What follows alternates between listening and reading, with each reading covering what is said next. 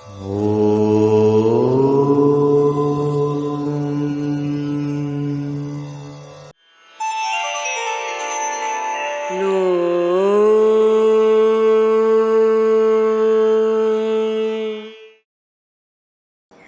ராசிக்கு இயற்கையாகவே வருட பலனாக, அதாவது வருட கிரகமாகவே உங்கள் ராசி அதிபதி இருக்கிறதுனால இங்கே இருக்கிற வரைக்கும் கடன், நோய், வம்பு வழக்குகள், உத்தியோகம் சார்ந்த பிரச்சனைகள் நடக்கும் இந்த வருடம் அப்படிங்கிறது உண்மை. இருப்பினும் மாத பலன்கள் பார்க்கும் பொழுது ஏதாவது ஒரு மாற்றங்கள் நடக்குமா, ஒரு ரிலீஃப் கிடைக்குமா, ஒரு மன ஆறுதல் கிடைக்குமா அப்படிங்கிறதுக்காக மாத பலன்கள் சொல்கிறோம். அப்படி பார்க்கும் பொழுது உங்களுடைய ராசிக்கு 5 மற்றும் 12ஆம் அதிபதினு சொல்லக்கூடிய செவ்வாய் 7ஆம் வீட்டில் இருக்கார். 5 குடையவர் 7ஆம் வீட்டில் இருந்தால் குழந்தை சார்ந்த விஷயங்கள், குழந்தைக்காக ட்ரீட்மெண்ட் எடுப்பது, குழந்தைக்காக ஏதாவது ஒரு சின்ன சர்ஜரி பண்ணுறது, இதெல்லாமே இந்த மாதம் நடப்பதற்குண்டான வாய்ப்புகள் உண்டு. குழந்தை பிராப்தம் அப்படிங்கிறது நல்லா இருக்குது. அவரே உங்களுக்கு 12ஆம் அதிபதியாக இருக்கிறதுனால சுப விரயத்தையும் கொடுக்கக்கூடிய ஒரு அமைப்பையும் நிச்சயமாக ஏற்படுத்தி கொடுத்து விடுவார்.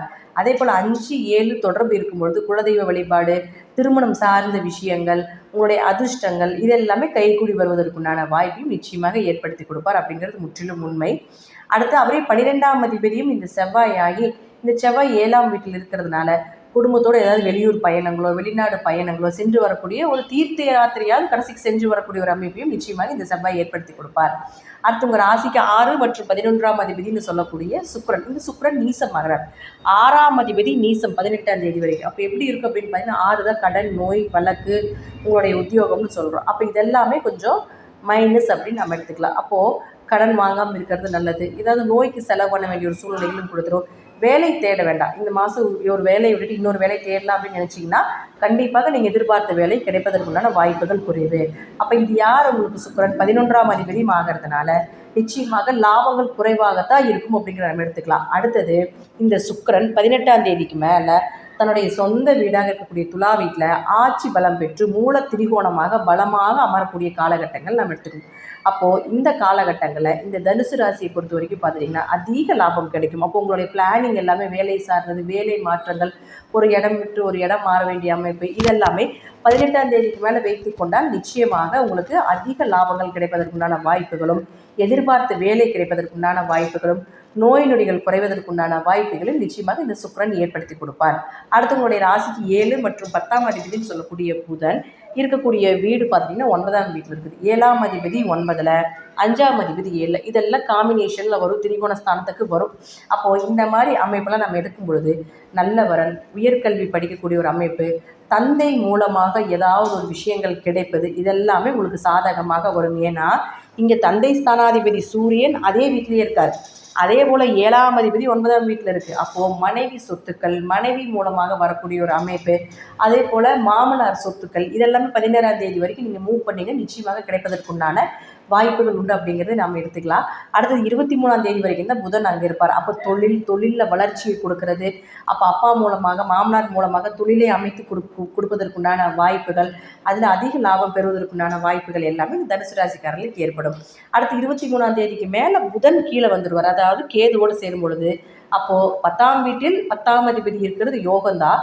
ஆனாலும் ஆட்சி உச்ச பலம் பெறும் பொழுது அங்கு கேது இருக்கிறதுனால ஒரு தடை தாமதத்துக்கு அப்புறம் இதெல்லாமே நிறைவேறும் அப்படிங்கிறது எடுத்துக்கலாம். இருப்பினும் தனுசு ராசிக்கு 23ஆம் தேதிக்குள்ளே சொத்து சம்மந்தப்பட்ட விஷயங்கள், வேலை சம்மந்தப்பட்ட விஷயங்கள், அப்பா கிட்ட கேட்க வேண்டிய விஷயங்கள், இதெல்லாமே ஒரு நல்ல விஷயங்கள், அடுத்தவர்கள் மூலமாக கிடைக்கக்கூடிய விஷயத்தை எல்லாமே நீங்கள் 23ஆம் தேதிக்குள்ளேயே பிளான் பண்ணிக்கோங்க. உங்கள் மூலமாக உங்களுடைய சந்தோஷங்கள், பண வரவு, உங்களுடைய பயணங்கள் இதெல்லாமே இந்த 18ஆம் தேதிக்கு மேலே சிறப்பாக இருக்கும் அப்படிங்கிறதுல எந்த மாற்றமே கிடையாது அப்படிங்கிற நம்ம எடுத்துக்கலாம்.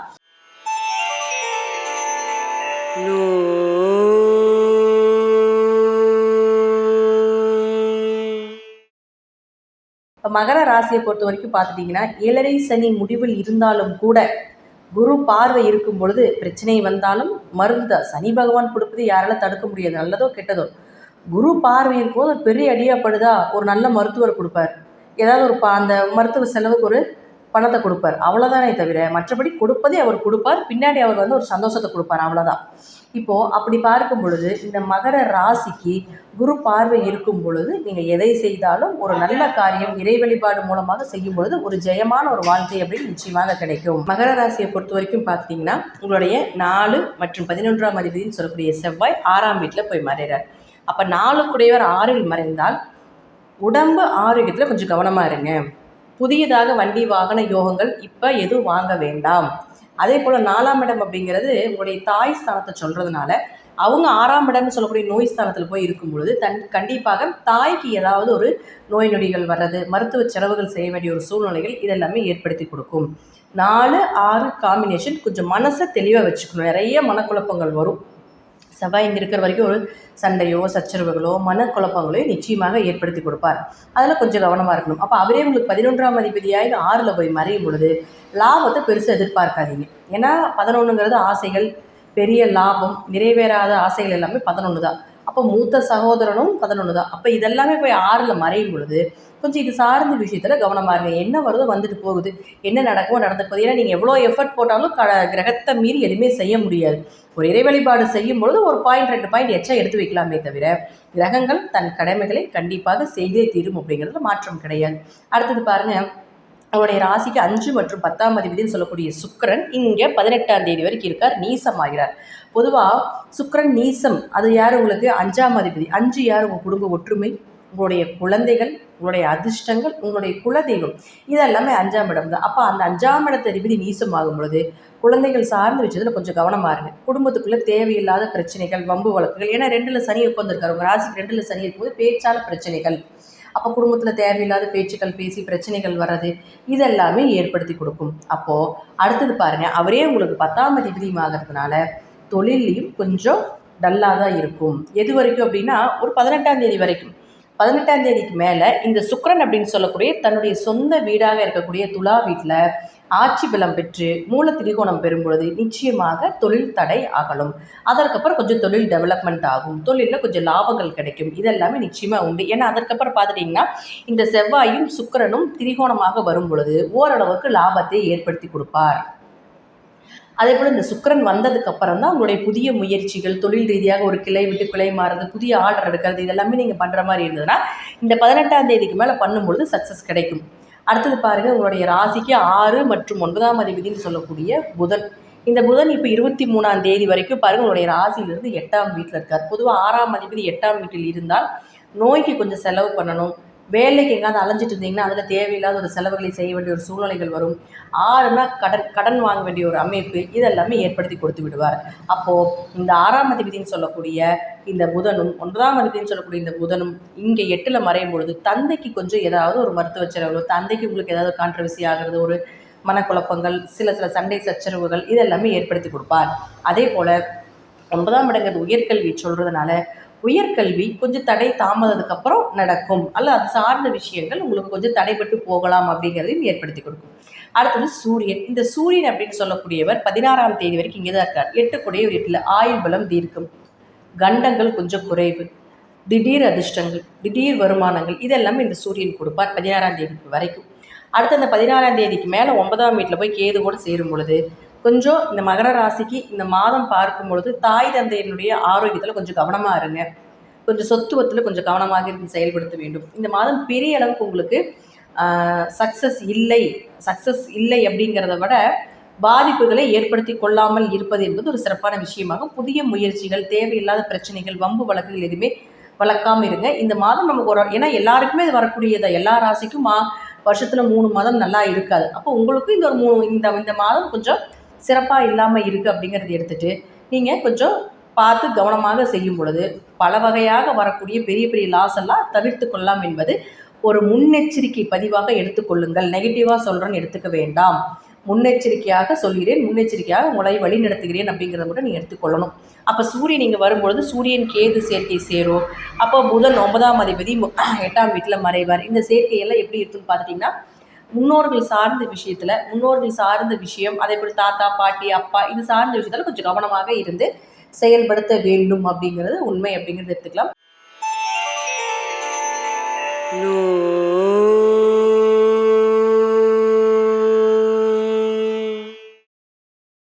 கும்ப ராசி அப்படின்னாலே எல்லாருமே பயந்துட்டு இருக்கக்கூடிய ஒரு ராசி தான். ஏன்னா உங்கள் ராசிக்குள்ள சனி பகவான் உட்காந்துருக்காரு, அது வக்ரமாகி வேற வக்ரம்னா கோபம்னு அர்த்தம், கோபமாகி உட்காந்துருக்கிறாரு, அக்ர பார்வை அப்படிங்கிறது. அப்போது இந்த சனி பகவான் அப்படின்னு சொல்லக்கூடிய ஜென்ம சனியாக இருக்கக்கூடிய காலகட்டங்களில் இன்னும் கொஞ்சம் பிரச்சனைகளை கொடுக்கும் அப்படிங்கிறத நம்ம எடுத்துக்கலாம். பயப்படாதீங்க. அனுபவமே மிகப்பெரிய ஒரு ஆசான். எல்லாருக்குமே ஒரு மனிதனுடைய ஆயுட்காலம் 60 வயசு அப்படின்னா 40 வயது வரை 40 வருஷம், அதாவது 60 வயசு ஆயுட்காலம்னா 40 வருஷம் சனி பகவான் நம்மளுடைய தொடர்பில் இருப்பார். ஏழரை சனியோ, அஷ்டம சனியோ, கண்டச்சனியோ, சனி திசையோ, சனி புத்தியோ, கோச்சாரப்படி சனி பகவான் மாறுவதோ, இதில் எல்லாத்துலேயுமே 40 வருஷத்தை நம்மளை டேக் ஓவர் பண்ணிக்குவார். அந்த 40 வருஷம் அனுபவத்தில் தான் நமக்கு மிச்சம் இருக்கக்கூடிய அந்த 20 வருடம் இருக்கும் இல்லைங்களா, அதில் நமக்கு ஒரு சிலையாக நம்மளை செதுக்குவார் அப்படிங்கிறது தான் உண்மை.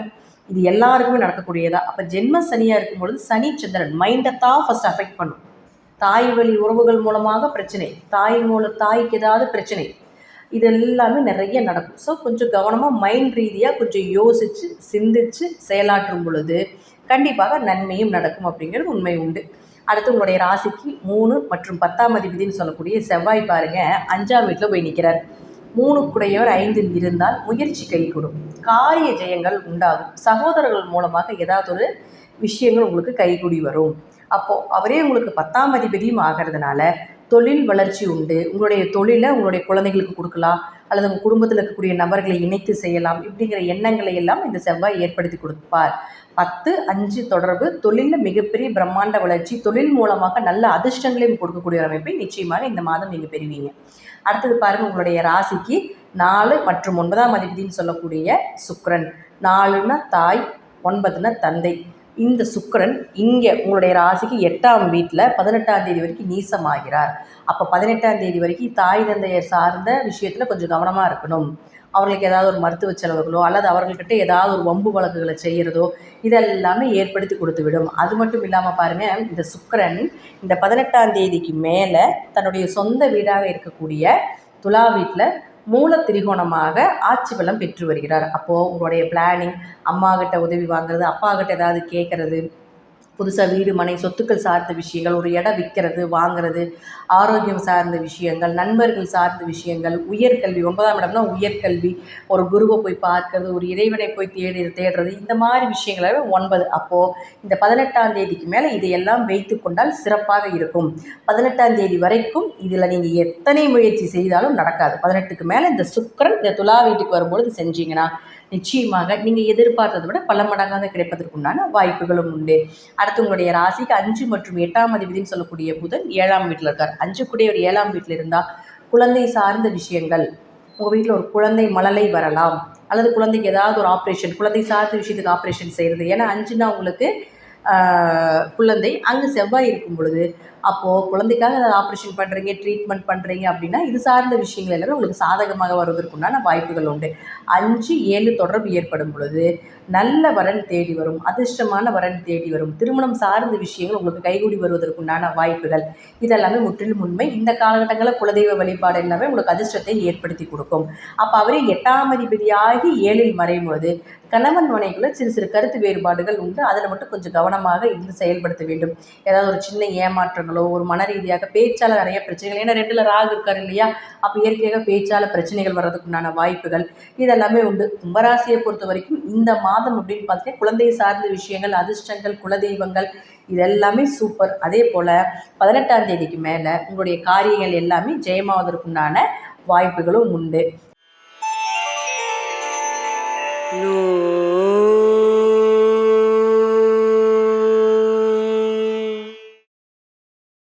மீன ராசிக்குள்ளேயே ராகு. ஒரு பாசிட்டிவாக சொன்னால் வளர்ச்சி, ஒரு விஷயங்கள் ஜெயமாகிறது, தைரியமாக போராடுறது, வெளிநாடு வெளியூர் பயணங்கள், இதெல்லாமே ஒரு வளர்ச்சியை ப்ளஸ்ஸாக சொன்னாலும் மைனஸாக கணவன் மனைவிக்குள்ள கருத்து வேறுபாடுகள், மைண்டு கொஞ்சம் அஃபெக்ட் ஆகிறது, அதே போல் குழப்பங்கள் நிறைய வர்றது, தன்னை எல்லோரும் தப்பாக நினச்சிக்கிட்டாங்களோ அல்லது தப்பான ஒரு சூழ்நிலைகள் நம்ம சிக்கிட்டோமோ அப்படிங்கிற ஒரு சூழ்நிலைகளையும் இந்த ராகு ஏற்படுத்தி கொடுப்பார். இப்போ உங்கள் ராசிக்கு இயற்கையாகவே குரு தான் அதிபதி, அவர் வருட கிரகமாக ஆகிட்டார். அப்போ அவர் 3ல் இருக்கிற வரைக்கும் கொஞ்சம் முயற்சிகள் கைகூடும். ராகு ரிவர்ஸ் பார்வையாக உங்கள் ராசி அதிபதியை பார்க்கிறார். ராகுக்கு 2 பார்வைங்க, அதாவது 3ஆம் பார்வையாகவும் பார்ப்பார், 11ஆம் பார்வையாகவும் பார்ப்பார், அடுத்தது 7ஆம் பார்வையாகவும் பார்ப்பார். பொதுவாக ரிவர்ஸில் சுற்றக்கூடிய கிரகமாக இருக்கிறதுனால இப்படி ரிவர்ஸில் பார்க்கும்பொழுது 11ஆம் பார்வையாக வரும். அப்போது உங்கள் ராசி அதிபதி ராகு பார்க்கும்பொழுது வளர்ச்சி, ஆனால் குழப்பம் உண்டு, அதில் மாற்றம் கிடையாது. எதை செய்தாலும் டக்கு டக்குன்னு எல்லாம் அமைஞ்சு வரும். வெளிநாடு வெளியூர் பயணங்கள் இதெல்லாமே சூப்பர் சக்ஸஸ். ஆனால் ஸ்பிரிச்சுவலாகவும் மைண்ட் ரீதியாகவும் உறவுகள் ரீதியாகவும் பாசமாக இருக்கக்கூடிய விஷயங்கள், உயிருள்ள பொருட்களுக்கு இந்த ராகுக்கு கேரண்டி கிடையாது. உயிரற்ற பொருள்களுக்கு வளர்ச்சி, உயிருள்ள பொருட்களுக்கு மனவேதனை அப்படிங்கிறத நம்ம எடுத்துக்கணும். அடுத்தது பாருங்கள், உங்களுக்கு 2 மற்றும் 9ஆம் அதிபதினு சொல்லக்கூடிய செவ்வாய் 4ஆம் வீட்டில் இருக்கார். 2 கூடியவர் 4ல் இருந்தால் வீடு மனை சொத்து சுகங்கள் வண்டி வாகன யோகங்கள் இதெல்லாமே ஏற்படுத்துறது. அதற்குண்டான வழிவகைகள் எல்லாமே இந்த செவ்வாய் ஏற்படுத்தி கொடுப்பார். அப்போ அவரே உங்களுக்கு 9ஆம் அதிபதியாக்கி 4ஆம் வீட்டில் இருக்கிறதுனால தந்தை மூலமாக உதவிகள், உயர்கல்வி படிப்பதற்குண்டான வாய்ப்புகள், அதே போல் 9ஆம் இடம் அப்படிங்கிறது நல்ல குரு அமைவது, குருமார்களை தேடி போவது. 9 அப்படிங்கிறது ஏதாவது தந்தை சொத்துக்கள் கூட கிடைப்பதற்குண்டான வாய்ப்புகளும் இந்த மாதம் மூவ் பண்ணிங்கன்னா உங்களுக்கு சாதகமாக கிடைப்பதற்குண்டான வாய்ப்புகள் உண்டு. 2-4 தொடர்பு ஏற்பட்டுச்சுன்னா ஏதாவது நிலம் வாங்குறீங்க, விற்கிறீங்க, அதே போல் ஒரு பொருளை வீடு வண்டிகள் இதெல்லாமே விற்றுட்டு புதுசாக வாங்குறீங்க அப்படின்னா எதிர்பார்த்த லாபங்கள் கிடைக்கும் அப்படிங்கிறது தான் உண்மை. அடுத்தது 3 மற்றும் 8ஆம் அதிபதினு சொல்லக்கூடிய சுக்கிரன் 7ஆம் வீட்டில் 18ஆம் தேதி வரைக்கும் நீசமாகிறார். 3ஆம் அதிபதி நீசமானால் கொஞ்சம் தைரியம் குறைவாயிடும். கொஞ்சம் கூட பிறந்தவங்களோட சண்டை சச்சரவு பிரச்சனைகள் ஏற்படும். காரியங்கள் கொஞ்சம் லேட்டாக நடக்கும் அல்லது நடக்காமல் கூட போகலாம். ஏன்னா நீசம்னா வலு இல்லைன்னு தான் அர்த்தம், நடக்காதுன்னு தான் அர்த்தம். அப்போ அதெல்லாமே நடக்காமல் போகிறதுக்கு உண்டான வாய்ப்புகளும் ஏற்படுத்தி கொடுப்பார். அப்போ அவரே உங்களுக்கு 8ஆம் அதிபதியும் ஆகிறதுனால கொஞ்சம் வண்டி வாகனத்தில் போயிட்டு வரும்போது கொஞ்சம் கவனமாக இருக்கணும். அதே போல் சில கண்டங்களோ சில 8ங்கிறது அவமானம் தானே, அப்போ சில அவமானங்கள் நடப்பதற்குண்டான வாய்ப்பையும் ஏற்படுத்தி கொடுப்பார். இவர் கவலைப்பட வேண்டிய அவசியங்கள் கிடையாது. 18ஆம் தேதிக்கு மேலே தன்னுடைய சொந்த வீடான துலாம் வீட்டில் மூல திரிகோணத்தில் ஆட்சி பலம் பெற்று அமரும் பொழுது 18ஆம் தேதிக்கு மேலே காரிய ஜெயங்கள், கூட பிறந்தவங்களோட சண்டை சச்சரவெல்லாம் இருந்தால் அது விலகிறதுக்கு உண்டான வாய்ப்புகள், நினைத்த காரியங்கள் கைகூடி அதில் மிகப்பெரிய வெற்றியை கொடுப்பதற்குண்டான வாய்ப்புகள், அதீத தைரியங்கள் ஏற்படுறது, அதே போல் திடீர் அதிர்ஷ்டங்கள், திடீர் வருமானம் இது எல்லாமே உங்களுக்கு 18ஆம் தேதிக்கு மேலே நடக்கும் அப்படிங்கிறதுல மாற்றங்கள் இல்லை. அதற்கப்புறம் கண்டங்கள் கொஞ்சம் விலகிறதுக்குண்டான வாய்ப்புகள், நல்ல மருத்துவர் இதெல்லாமே 18ஆம் தேதிக்கு மேலே அமையும் அப்படிங்கிறத நம்ம எடுத்துக்கலாம்.